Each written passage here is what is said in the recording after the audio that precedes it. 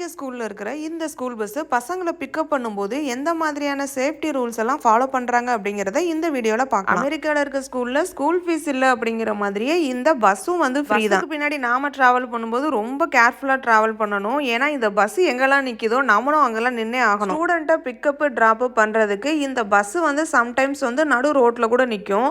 அந்த டைம்ல இந்த பஸ்ல இருந்து ஒரு ஸ்டாப் சைன் வெளியில வரும். அந்த மாதிரி ஒரு ஸ்டாப் சைன் வந்துருச்சு அப்படின்னா இந்த பஸ்ஸுக்கு பின்னாடி இருக்கிற நாம அப்படியே தான் நிற்கணும். ஓவர்டேக் பண்ணி போகக்கூடாது. எல்லாம் ரைட் சைடு தானே இறங்குறாங்க அப்படின்னு நாம லெஃப்ட் சைடு ஓவர்டேக் பண்ணி போயிடக்கூடாது.